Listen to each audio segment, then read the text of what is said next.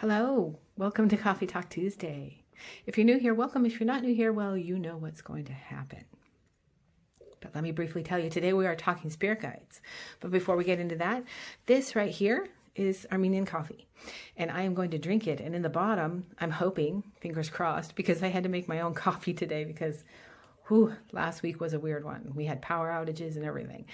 And so I had to use up all of my Armenian coffee just so we could have coffee to drink. I used my pot over here and I warmed it up on tea lights, if you can believe that one. But where there's a will, there's a way.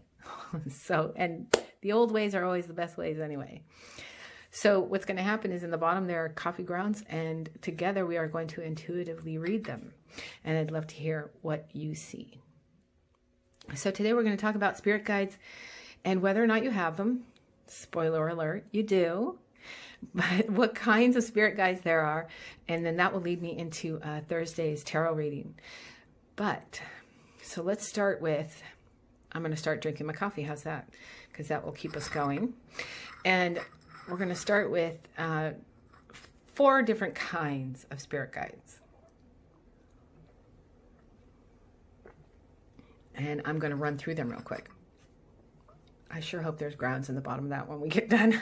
Otherwise, I'll be finishing off a whole pot of coffee. So let's start with your spirit guides who are always around you when you've heard the word or the term spirit guides and what they are. Spirit guides are light body beings, okay? They come from source. They are always with you. They have always been with you. They will always be with you. Now, whether you have 1 or you have 50, that's going to be up to you to figure out. But, I am going to help you find the way to do that. But your spirit guides, generally you'll have one who is the closest to you, who you can tap into at any second. Now, your spirit guides are always around you, but some are closer than others. And that depends on the situation that you're in at the time. But I have one that is constantly on my side, constantly to the left of me. And he's somebody that I can ask anything of. And so that would be your standard, your most important, the one that is closest to you at all times, the spirit guide. Then there are your angels. You know what angels are. Okay, they are also light body beings. Archangel Michael, Raphael. Okay, your angels are also your spirit guides. And then there are ascended masters. Now, ascended masters were at one point human, but they became enlightened, as the Buddhists would say, or they ascended. They were part of the ascension. Because in this life, in their human life, probably many thousands of lives, they mastered the skills of enlightenment and ascension through study, through spirituality, through growth, through their own practices, whatever that is. You could say that, Buddha, of course, was an ascended master. However, he chose to come back anyway in the form of the Dalai Lama as the mind or the soul. But you could say that Mother Teresa is an ascended master. She has also been sainted by the, there they are. Okay, I'm going to go ahead and start this part of it. What I'm going to do is, for whoever's new here, I'm going to put the cup down upside down on the saucer. I'm going to turn it 3 times, and then I'm going to let it sit, and we'll do a little chit-chat. And when I'm done, then we're going to use our intuition. And by the way, using your intuition like this, practicing with it, getting used to it is a good way to prepare you to more easily speak with your spirit guides. So ascended masters. So ascended masters were human in human form, but are now at the point where they don't have to work out any karma. They don't have to figure it out. They figured it out, okay? So you could have ascended masters. Then there are your ancestors. And they have not reincarnated. These are ones that have not reincarnated, that have information that they want to share with you, so they can be considered your spirit guides as well. And on a lower level, I realize this is the fifth one, spirit animals. Many, many times your spirit guides, the ones closest to you, will use animals to communicate, but then you will also have a spirit animal as well. So your spirit guides, how do you contact them? How do you get in touch with them? And then I'm talking about all of them, okay? There are different ways that your spirit guides will talk to you, okay? Well, let me step back a second. You do have spirit guides. You absolutely do. Everybody does. They are your spirit team. They are the ones that are there for you from birth. When you need them, they're there for you. They guide you. They see everything you do. They know every move you've ever made and every move you ever will make, okay? They are constantly pushing things in your direction that will help you to grow. So if you're stumbling upon this video, very likely, okay, it's your spirit guides pushing you in this direction because they want to talk to you more clearly. So they love you unconditionally. So when I talk many, many times about love readings and that sort of thing, that I generally don't do them, it's because I don't see the necessity for it. Why am I not loved? Well, you are, okay? And you have the purest, lightest, whitest love there is, and that is from your spirit guides, your angels, your ascended masters, your ancestors, and even your spirit animals. So they don't judge you. They never judge you. They are constantly trying to push things in your direction so that you can grow. If you happen to miss it, okay, they'll try a different way. They never give up on you. Never. They don't judge you. They don't want to hurt you. They're only there as your support team, and they were assigned to you when you came back to this planet, okay? When you came back into human form. Remember, we are all white, light body beings living a human experience. That's what we are, spirit living a human experience. And they are our spirit guide team. So how do you communicate with them? Well, if you are already and know who some of your spirit guides are, that's great.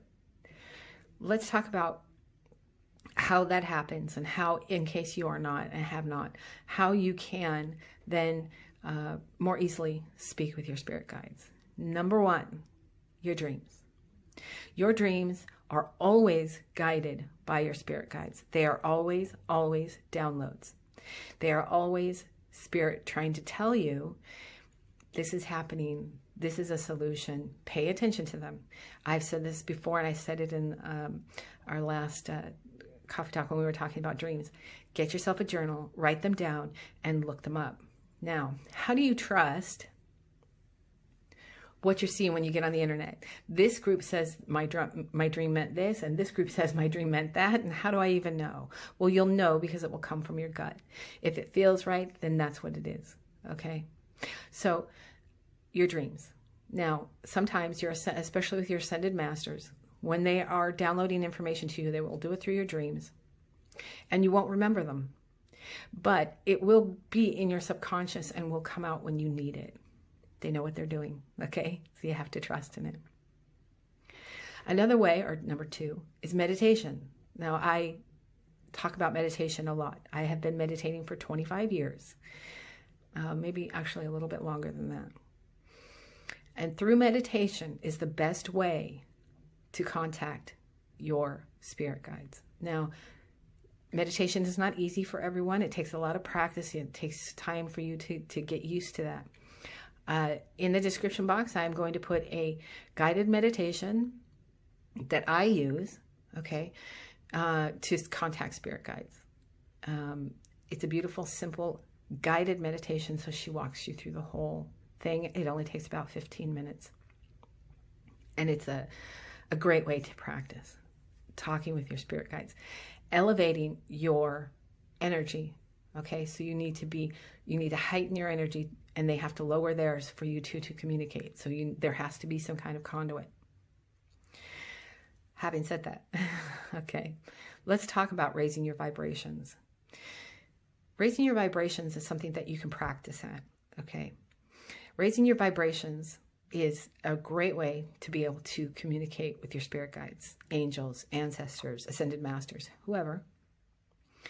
By doing this, it makes it easier for them to talk to you and easier for you to talk to them and communicate with them more clearly. Now, in order to raise your vibration,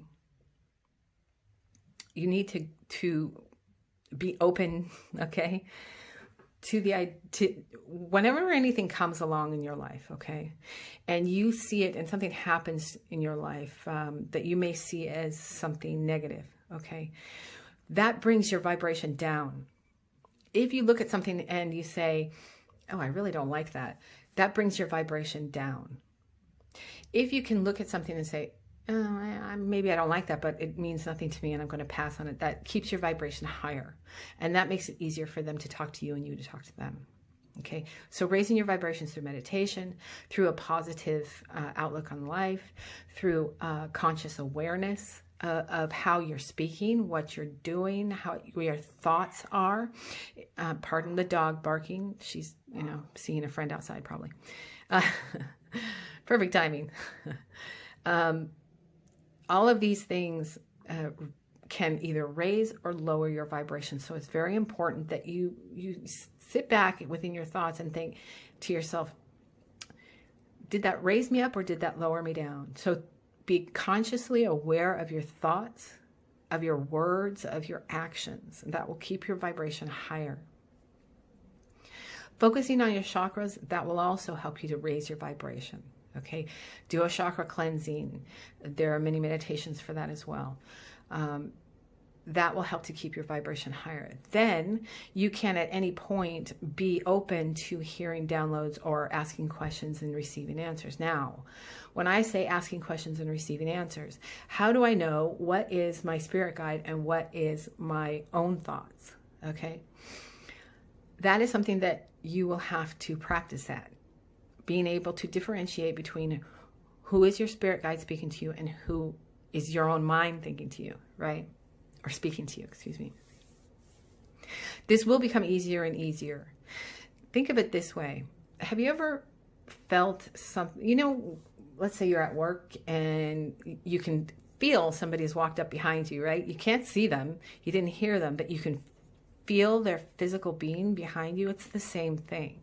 You turn around and there's your coworker kind of just snuck up right behind you, right? So it's the same thing.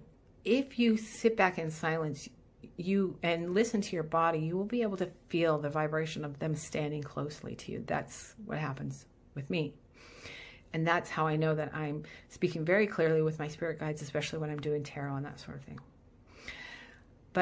And that is just something you have to practice at. It just is, because we are not we are actually, we are very much born knowing how to do this stuff, but it's something that we kind of lose through life. Children, when you first come into the world, okay, are very open, right? Because they've just come from there, okay? And they can still see the light in you. Have you ever passed by a child and it just started giggling at you for no reason? It's because they can still see the light, and they can still see the light inside of you. So it's always there. We've just over time sort of drawn away from it.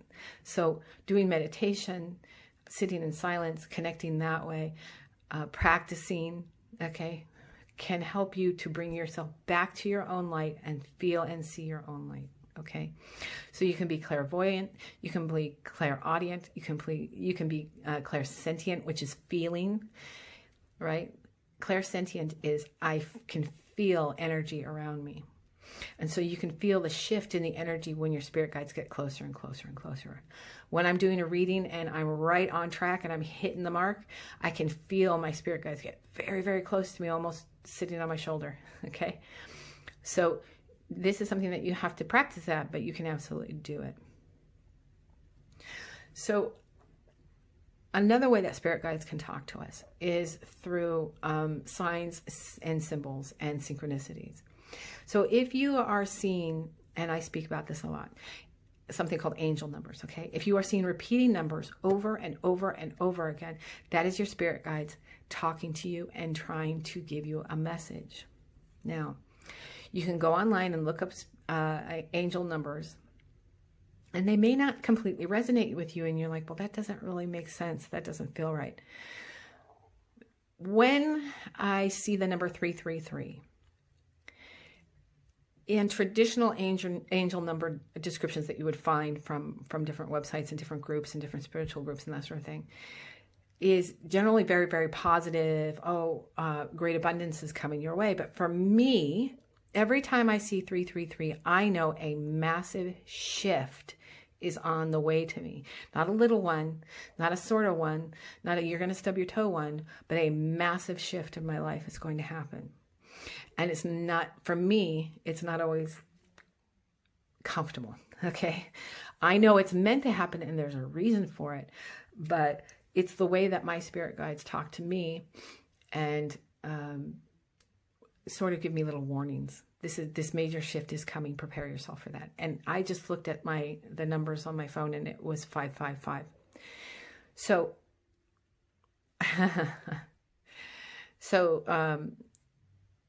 when you see repeating numbers over and over and over again, that is your spirit guides talking to you. Make note of it. Make note of what you're doing at the time. Make note of what you're saying at the time. Make note of who you're with and where you're at. Then when you practice that and you start making note of it and you start understanding it and you start communicating through it in that way, it gets stronger and stronger and stronger and stronger. And for me, I will see repeating numbers of different kinds all day from the second I get up until the second I go to bed. Okay, because this is how they know that they can communicate with me very clearly. Another way is if you are seeing symbols. A lot of people will say, oh, you know, my friend died or my mother passed away or something. And then I started seeing white feathers everywhere. White feathers are very significant. You will see that a lot. Spirit loves to use them. Okay. So that may be your ancestors saying, hey, I'm right here and I'm checking in on you and I'm fine. Or you will see the symbol of, it's interesting, I keep the pomegranate here all the time. Pomegranate to me is important because it's important in my culture. And I was doing something the other day, setting up for a video, I think. And I thought to myself, suddenly it popped out of my head, don't forget your pomegranate. And then on the TV, somebody started talking about a pomegranate right at the same time. And I was like, okay, thank you, Spirit. Because how many times have you been watching TV and somebody starts on a television show? This was not just randomly. It was within a television program. They started talking about a pomegranate. And I thought, wow, okay, don't forget that pomegranate. So those sorts of things can happen as well. Something that is significant to you, something that has significant meaning to you. And if you start to see something that maybe you don't usually see, but you're seeing it all the time and you're seeing it everywhere, look up the symbolism of that as well and see if that symbolism resonates with you. Keep looking if it doesn't, okay? Or sit and meditate on that and see if you get any messages from it, because that's definitely a way for them to talk to you. And then there's spirit animals, okay? And when I say spirit will use animals to communicate with you, if you are seeing, like I said with the butterflies, over and over and over again, that's spirit communicating with you. If you're seeing dragonflies, why am I seeing dragonflies everywhere, right? I never have before. That generally is your spirit guides talking to you and saying, and it's a symbol of love and compassion, and they're showing you, we're watching out for you, we see what you're doing, we're so proud of you, you're doing a great job, and we love you. And so keep an eye out for those spirit animals. And at a later date, we'll talk about who or what your spirit animal might be. Mine is a little bit different, but I'm sure that's not shocking to anyone. So next on Thursday, I'm going to do a tarot draw, okay? And we're going to ask Spirit, your spirit guides, I'm going to channel your spirit guides and ask, what is the best way for you to communicate with them? Especially if you're just starting out, especially if this is just new for you, okay? What is the best way to begin? Now, if you're advanced or further along and you know who one of your spirit guides is, or 2 or 50 of your spirit guides, okay? You can have many, okay? And they can support different parts of your life. If you already know what some of them are, then we'll ask, what's a deeper way for you to communicate? How can I get even deeper into and more easily communicate with you? That sort of thing. So, having said all of those things, and now you absolutely 100% have spirit guides, have at least one, probably multiples. It takes time to get to know them all. It takes time for them to show themselves to you, because they will not just all jump in at once, okay? Because obviously you don't want to be overwhelmed, okay? So, like I said, everybody has at least one that's around them all the time. And if you ever feel that spirit right up next to you, that kind of sensation, somebody standing right next to you, that's your spirit guides. You can be assured of that. Okay, so let us do the coffee grounds. Now, remember, I do this not just because it's interesting and it's something that I enjoy very much, and it's part of the tradition of my family, but because this is a way also for you to practice your intuition and whatever gifts you might have.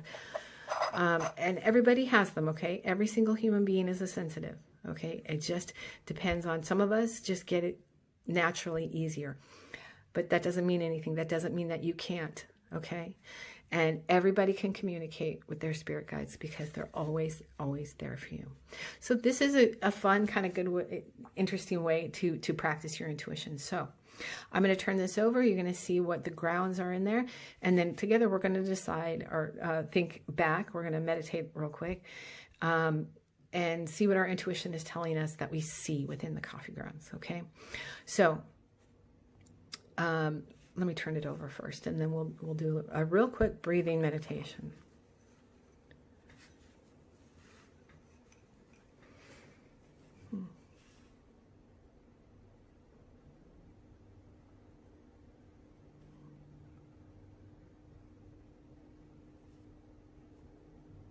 You see that? I hope that's not too dark. I'll show you the sides.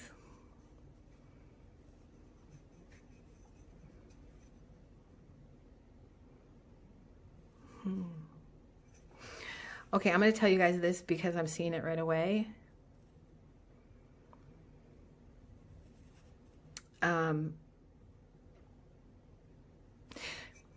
Yeah, so they're telling me that somebody watching this is absolutely can be best connected with their spirit guides in nature. I see fire, I see trees, I see, I even see some, some symbolism of Buddhism. I don't know if anybody watching this is a Buddhist, but obviously I've studied it for a long time, but absolutely I'm seeing that. So I'm going to share that with you now. Normally I would not do that because I don't want to influence you guys into anything, but yeah, I'm seeing it very clearly, and even hearing it. So you know what, that's something I should have mentioned. Sometimes if you hear if your hearing kind of goes silent, or if you hear ringing in your ears all of a sudden for no good reason, that can be them trying to talk to you as well. So you should sit back and take a deep breath and try and listen even harder, okay? Because that's them really trying to communicate, especially in that specific situation, is something that you need to pay really close attention to. Okay, so now that I've said all of those things, I am going to do a quick breathing meditation with you, and then you can sit and sort of meditate on what you see, and then we're going to pull an oracle card like I always do and give us a little something to think about for the week. So what we're going to do is we're going to take a deep breath in through our nose for 5. We're going to hold it for 2, and we're going to kind of shoot it out our mouth for 3, okay? Because that is the best way to bring it in and just shoot out what you need to get out of you, okay? What you need to release. So feet on the floor, hands in your lap, palms up towards the sky, so you are connected to the earth and the air, okay? And we're going to start now and go.